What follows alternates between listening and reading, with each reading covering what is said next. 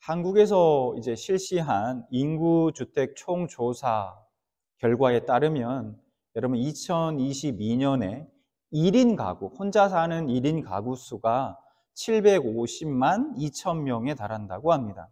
그러니까 한국에 대충 5천만 좀 넘는다고 봤을 때 이제 총 인구 대비 생각해보면 가구를 생각해보면 34.5%에 해당하는 엄청난 숫자가 1인 가구, 혼자 사는 가구라는 겁니다. 그러다 보니까 이게 새로운 신조어들이 많이 생겨났습니다. 여러분 혼밥이 무슨 뜻인지 아십니까? 혼자 먹는 밥. 이 정도는 저도 알아요. 그런데 혼행이 무슨 뜻인지 아십니까? 혼자 떠나는 여행이 혼행이랍니다. 혼영은 뭘까요? 혼영. 혼자 영화 보기. 혼캠은요? 예, 혼자 캠핑하기입니다. 예, 이게 그 사진 캠, 요새 캠이 없습니다, 집사님. 캠 없어요. 예. 혼캠은 혼자 캠핑하는 걸 혼캠이라고 해요. 저도 몰랐어요. 저는 그냥 혼밥 정도 알고 있었는데요. 이런 신조어까지 생겨났습니다. 근데 이것이 비단 한국만의 얘기일까요? 아닙니다. 이 같은 1인 가구가 늘어나는 이런 추세는 세계적인 추세라고 해요. 물론 자원에서 스스로 혼자 있는 걸 원하고 그리고 오히려 그런 생활을 즐기면서 사는 사람들, 이런 젊은 사람들 중에 그런 사람들이 많지 않습니까? 그런 사람들도 있지만 대부분은 또 그렇지 않다는 겁니다. 이제 고독사라는 말이 어떤 독거 노인들에게만 해당되는 말이 아니라 중장년층, 그리고 심지어는 청년들에게까지, 청년층 애들에게까지 해당되는 그런 말이 되어 버렸다고 합니다. 여러분, 현대인은 참 외롭습니다. 위태로울 만큼 극심한 외로움에 시달리고 있다는 거예요. 여러분, 믿는 사람들은 여기서 예외일까요? 애초에 하나님께서 인간을 창조하실 때에 그 인간을 창조하신 그 존재 양식은 하나님을 의존하지 않고는 살 수 없는 존재로 하나님께서 인간을 창조하셨습니다. 아마 이 말에는 여러분들도 다 동의하시리라 생각합니다. 그런데 그것만이 아니라는 거예요. 하나님께서 아담을 먼저 창조하시고 그 아담을 보시고 이렇게 말씀하셨죠. 창세기 2장 18절 말씀을 보니까 이렇게 말씀하십니다. 여호와 하나님이 이르시되 사람이 혼자 사는 것이 좋지 아니하니 내가 그를 위하여 돕는 배필을 지으리라 하시니라. 사람이 혼자 사는 것이 좋지 아니하니, 하나님께서 홀로 있는 아담을 이렇게 보시고 혼자 사는 것이 좋지 못하다, 그렇게 말씀하십니다. 하나님께서 혼자 사는 것이 좋지 못하다고 그렇게 보시고 하와를 만들어 주신 것은 인간은 기본적으로 서로에게 의존적인 존재라는 것입니다. 이것은 믿는 자들의 신앙생활에서도 적용이 됩니다. 나는 하나님만 있으면 돼. 난 하나님만 나와 함께 하시면 난 아무것도 필요 없어요. 다른 사람 나에게는 중요하지 않아. 이렇게 말할 수 있는 사람은 없다는 거예요. 어쩌면 이런 고백을 하는 사람을 우리가 볼 때에 믿음이 참 좋은 사람이다, 이렇게 생각할 수도 있습니다. 믿음이 참 좋은 고백처럼 그렇게 들릴 수 있다는 거예요. 그렇지만 아니라는 겁니다. 처음부터 인간은 혼자 살아남을 만큼 강한 존재로 창조되지 않았습니다. 때문에 믿음이라고 할 때, 우리가 믿음이라고 할 때에 그 믿음은 나 혼자 무엇인가 해결해 갈 수 있는, 어떤 여러 가지 문제들을 해결해 갈 수 있도록 만들어주는 어떤 그런 능력을 말하는 것이 아니라는 겁니다. 하나님께서 우리에게 서로 사랑하라고 말씀하셨죠. 하나님께서 우리에게 사랑하라고 말씀하시는 것은 우리가 얼마나 사랑하기 위해서 의존적인 존재인지를 말씀하고 있는 것이기도 하다는 겁니다.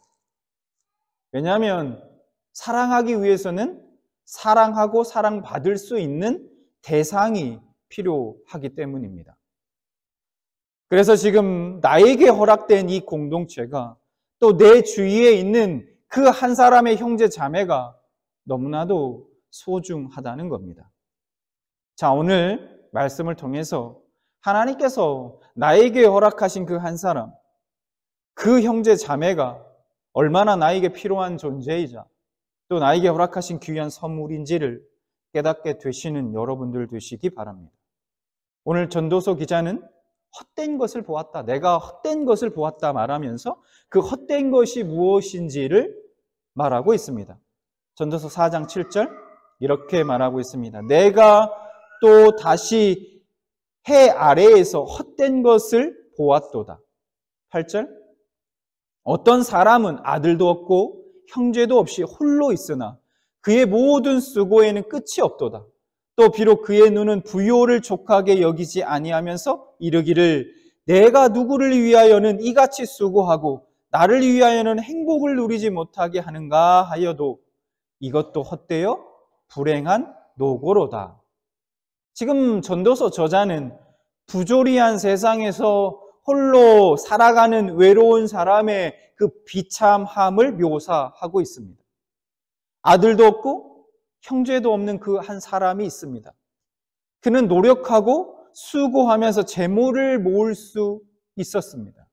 그러나 함께 할 사람이 없으니 그의 재물은 행복이 되지 못하고 그의 노력은 헛수고가 되었습니다. 세상에서 혼자 다 쓰지 못할 만큼 막대한 그런 재산을 가졌어도 그것을 함께 나누고 함께 할 수 있는 사람이 없다면 그것 또한 헛된 수고일 뿐이다 라고 말하고 있습니다. 이러한 예를 통해서 전도서 기자는 자신의 깨달음을 이렇게 표현합니다. 9절과 11절까지 말씀을 보면 이렇게 표현하고 있습니다. 두 사람이 한 사람보다 나음은 그들이 수고함으로 좋은 상을 얻을 것임이라. 혹시 그들이 넘어지면 하나가 그 동물을 붙들어 일으키려니와 홀로 있어 넘어지고 붙들어 일으킬 자가 없는 자에게는 화가 있으리라. 또 두 사람이 함께 누우면 따뜻하거니와 한 사람이면 어찌 따뜻하랴. 우리는 인생을 긴 여행으로 비유하곤 합니다. 인생의 긴 여행길은 각자에게 주어진 삶의 그 무거운 짐을 메고 가야 하는, 짊어지고 가야 하는 매우 힘겨운 여정입니다. 그 인생길에 함께할 동무가 있는 사람은 때로 넘어지더라도 위기를 벗어날 수 있지만 아무도 없이 홀로 여행하던 중 쓰러지면 큰 화를 당할 수 있게 된다는 겁니다. 내가 살아가는 인생 여정에 함께 걷는 동무가 있다면 여러분 행복한 사람입니다. 내가 때로 돌부리에 걸려 넘어졌을 때 넘어진 내가 손을 내밀어 나를 잡아 일으켜 세워줄 동무가 있다면 그 사람은 행복한 사람일 것입니다. 혼자 걷기 쉽지 않은 외로운 인생 여정에 때로는 말동무가 되어주고 때로는 서로 조언도 주고받고 그렇게 할 수 있는 누군가가 곁에 있다면 그 사람은 행복한 사람입니다. 누가 나의 곁에 그 한 사람이 있다면, 지금 나의 곁에 그 한 사람이 있다면 그 사람은 행복한 사람인 것입니다. 내 옆에 울타리가 되어주고 추운 겨울에 함께 체온을 나눌 수 있는 나에게 허락된 가족이 있다면, 내 아내가 있고 내 남편이 있고 내 부모님이 계시고 내 자녀들이 있다면 그 사람은 행복한 사람인 것입니다. 그리고 전도서 기자는 결론처럼 12절에 이렇게 이야기합니다. 한 사람이면 패하겠거니와 두 사람이면 맞설 수 있나니 세 겹줄은 쉽게 끊어지지 아니하느니라. 한 사람은 쉽게 패배합니다. 그런데 두 사람은 맞설 수 있습니다. 여기서 누군가의 곁에 있는 그 한 사람이 능력이 있는지, 그 사람이 힘이 있는지, 그 사람이 부자인지 가난한지는 말하고 있지 않습니다. 재산이나 그 사람의 재산이나 능력 유무와 상관없이 그저 한 사람만, 그저 그 한 사람만 내 곁에 있으면 그 사람은 패하지 않고 맞설 수 있다고 말합니다. 거기에 한 사람만 더해진다면 세 겹줄을 이루어 쉽게 끊어지지 않는다고 말씀합니다. 로마서 16장에 보면 사도 바울이 성도의 교제와 연합을 위해서, 하나됨을 위해서 성도들 사이에 서로 문안하라 그렇게 요청하고 있는 내용이 나옵니다. 그 바울의 인사 목록, 그 인사 목록을 보면 바울의 사람들, 바울의 동역자들이 얼마나 천차만별인지를 알 수 있습니다. 그 중에 유대인도 있고요, 이방인도 있고요, 자유인도 있고 노예도 있습니다. 남성도 있고 여성도 있고 귀족과 평민, 그리고 부자와 가난한 자 등등. 바울이 문안하는 사람들을 보면요, 인종도 다르고 출신도 다르고 나라도 다르고 신분도 다르고 피부 색깔도 다 달랐습니다. 바울의 곁에는 모든 그런 다름을 넘어선 참 많은 동역자들이 있었음을 봅니다. 바울에게 있어 그런 다름의 문제는 그들과 함께 동역하고 그들과 함께 하나 되는데 아무런 문제가 되지 않았습니다. 바울에게는 함께 하는데 그 사람의 재산이나 능력이나 그 사람의 어떤 가난하든 부하든 아무런 상관이 없었다는 겁니다. 이런 바울의 인간관계를 우리는 본받을 필요가 있습니다. 오늘 전도서의 말씀을 우리가 기억해야 할 겁니다. 재산이나 능력, 유무 그런 거 상관없이 내 곁에 나와 함께 해줄 그 동무, 그 한 사람, 그 사람이 곁에 있다면 패하지 않고 맞설 수 있습니다. 여기에 한 사람만 더해진다면 세 겹줄을 이루어 결코 쉽게 끊어지지 않는다는 거죠. 우리는 이 땅에서 예수님의 제자로서 주님이 다시 오시는 그 날까지 우리 각자에게 주어진 그 사명을 감당해 가야 합니다. 또한 당장 치열한 그 영적 전쟁이 벌어지는 전쟁터와 같은 이 세상에서 자신의 믿음과 신앙을 지키며 하루하루를 살아가야 합니다. 그렇기에 우리는 내 주위에 형제 자매가 필요합니다. 나에게 공동체가 필요한 것이죠. 나 혼자서는 버겁습니다. 내가 그 길을 가다가 때론 걸려 넘어졌을 때 누군가 나를 일으켜 세워주고 계속해서 함께 길을 걸어가줄 그 한 사람이 필요합니다. 내가 지쳐 주저앉아 있을 때 나의 손을 잡아 일으켜 세워줄 누군가가 나에게는 필요하다는 겁니다. 시편 142편 6절과 7절에 이렇게 말씀합니다. 나의 부르짖음을 들으소서. 나는 심히 비천하나이다. 나를 핍박하는 자들에게서 나를 건지소서. 그들은 나보다 강하니이다. 내 영을 옥에서 이끌어내사 주의 이름을 감사하게 하소서. 주께서 나에게 갚아주시리니 의인들이 나를 두루리이다. 우리가 살다 보면 가끔은 탈출구가 보이지 않을 때가 있습니다. 그냥 캄캄한 그 어둠 속에서 작은 불빛조차 보이지 않을 때가 있습니다. 우리 인생의 여정에 있어서, 우리의 신앙의 여정에 있어서도 마찬가지입니다. 누군가에게 말하지도 못하고 말할 수도 없고 때론 그냥 혼자 가슴 아리하며 눈물만 흘리고 기도하려 해도 기도조차 나오지 않을 때, 그런 때가 있다는 거예요. 방금 함께 읽은 시편 142편의 말씀은요, 다윗이 사울왕에 죽이려고 사울왕이 계속해서 추격을 해올 때 그 추격을 피해서 아둘람 굴의 피신에 있을 때 그 극도의 그 불안한, 언제 죽을지 모른다는, 언제 사울이 나를 죽이러 올지 모른다는 그 극도의 불안과 긴장 속에서, 그 스트레스 속에서 하나님의 도우심을 호소하고 있는 내용입니다.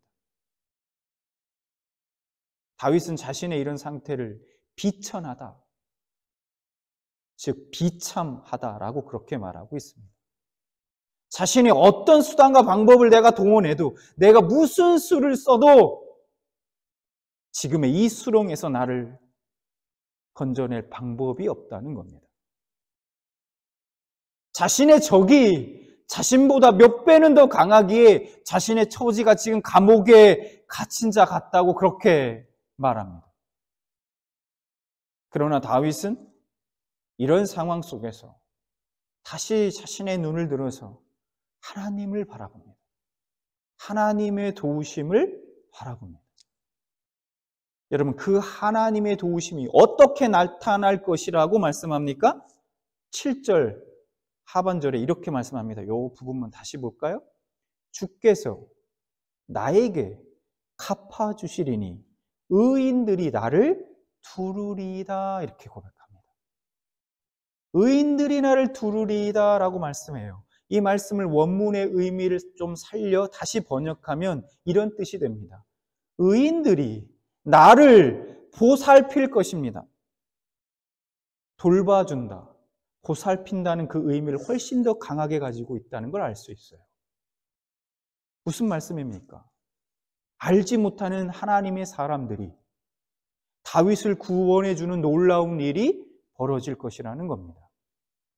여러분, 하나님은 어떤 때는 하나님께서 친히 우리를 도우시기도 하지만 우리 삶 가운데 대부분의 경우는 사람을 통해서, 사람을 보내주셔서 그 사람을 통해서 도우시는 것을 봅니다. 실제로 후에 다윗의 삶을 보면 다윗은 하나님이 보내주신 자신과 같은 그 고난받는 사람들을 보내주시고 그들을 만나게 해주시고 그것이 밑거름이 되어서 다윗이 왕이 될 수 있었습니다. 하나님은 다윗에게 고난받는 의인들을 보내주신 거예요. 그들을 통해서 다윗을 구원하셨습니다. 인생 가운데 고난의 길을 걸을 때, 가시밭길을 걸을 때, 때로는 넘어지고 쓰러져 더 이상 걸을 수 있는 그 힘이 없을 때, 그럴 때가 있습니다. 그럴 때 드는 생각이 있죠. 그럴 때 드는 생각이 있습니다. 왜 나만 힘들까? 주변에 있는 사람들 이렇게 보면 다 행복한 것 같은데 왜 나만 이렇게 힘들지? 왜 나만 이렇게 불행할까? 왜 나한테만 이렇게 안 좋은 일들이 계속해서 반복적으로 일어나지? 왜 나만 이렇게 고통스러운 거야? 왜 나만? 삶 가운데 머릿속에 이런 의문들로 가득 채울 때, 지독한 외로움과 세상의 걱정과 염려가, 두려움이 나를 짓누를 때, 그때 서로 손을 잡아 일으켜 세워주고 안아주고 위로의 말을 건네주고 이렇게 등을 두드려 주라고, 그리고 서로 힘을 모아 포기하지 말고 함께 믿음의 여정을 계속해 가라고 하나님이 저와 여러분을 옆에 형제 자매, 즉 의인들을 두신 것입니다. 그래서 우리는 고백할 수 있는 거예요. 바로 당신이 나의 선물입니다. 끊임없이 넌 혼자야. 아무도 널 도와줄 수 없어. 아무도 너의 짐을 대신 짊어질 수 없고 그냥 넌 혼자야. 너가 감당해야 돼. 널 아무도 도울 수 없어. 절망의 늪에서 널 구원할 사람은 아무도 없어. 라고 우리의 귓가에 속삭이는 그 원수 마귀의 말에 속지 마시기 바랍니다. 우리는 교회를 공동체라고 말하죠. 그런데 때로는 이런 생각이 들 때가 있습니다. 우리 건희 자매랑 이렇게 주중에 통화하면서 제가 했던 말이기도 해요. 공동체는 무슨 공동체야? 누가 날 알기나 해? 내 이름은 알까? 나에게 관심이나 있을까? 그런데 무슨 공동체야 이게? 사랑도 없어. 없는 것 같아. 이게 무슨 공동체지? 근데 여러분, 우리가 꼭 기억해야 할 것이 있습니다. 여러분 꼭 기억하십시오. 이것을. 내가 공동체를 얼마나 경험하고 내가 원하는, 내가 바라는, 내가 소망하는, 내가 갖고 있는 공동체의 그 모습, 그것을 얼마나, 그런 공동체를 내가 얼마나 경험하고 있느냐가 공동체가 아니냐, 공동체냐, 그것을 결정하는 기준이 아니라는 거예요. 성경에서 그것을 공동체라고 말씀하시는 것이 중요하다는 거예요. 그러므로 우리가 알아야 될 것은, 우리가 해야 될 것은, 우리가 그 공동체 속으로 우리는 들어가야 하는 것입니다. 이게 매우 중요해요. 때문에 때로는 용기가 필요합니다. 조금 더 우리는 용감해져야 해요. 언젠가 누가 나에게 다가와 주겠지. 언젠가 누가 나에게 말을 먼저 걸어 주겠지가 아닙니다. 여러분 안에 성령이 계시고 여러분이 구원받은 그리스도인이라면 더 용기를 내셔야 해요. 용기를 내고 공동체 속으로 적극적으로 들어가셔야 합니다. 여러분, 사탄 마귀는 이것을 두려워합니다. 이걸 두려워해요. 성도가 사랑 안에서 하나 되는 거, 연합하는 거, 하나 되는 거, 그거 주님의 명령 아닙니까? 함께하는 것, 그거 두려워합니다. 분리시키고 쪼개고 혼자 두고 외롭게 만들고 너는 혼자야. 너 주위에는 아무도 없어. 라고 말하는 사탄의 그 속삭임에 넘어가서는 안 된다는 겁니다.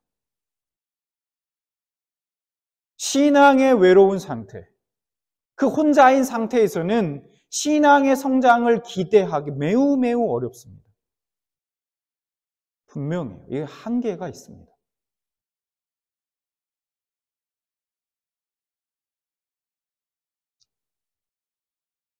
하나님은 우리를 예수 그리스도의 지체로 우리를 부르셨습니다. 공동체의 한 구성원으로 부르셨다는 거예요. 그래서 우리 한 사람 한 사람은 각자가 공동체의 주인입니다. 객이 아니라. 그래서 때로는 이런 생각을 한번 해봐야 됩니다. 어떤 교회에 부족한 모습이 보일 때, 때로는 사랑이 없는 것 같이 보일 때, 내가 주인이라면 내가 누군가를 더 사랑해야겠구나. 내가 먼저 다가가야 되겠구나. 내가 먼저 이 사랑을 실천해야 되겠구나. 라고 생각을 해야 하는 겁니다. 사랑이 없네, 여기는. 뭐가 부족하네. 이 공동체는. 그리고 다른 사랑의 공동체를 찾아 또 떠나죠. 그래서 또 찾습니다. 늘 객인 거예요. 우리 한 사람 한 사람을 하나님의 그리스도의 몸된 지체로서 하나님이 우리를 한 사람 한 사람 부르셨는데 우리는 늘 지체가 아니라고 말하고 있는 거예요. 나는 그리스도의 몸이 붙어 있지 않다라고 말하고 있는 거예요.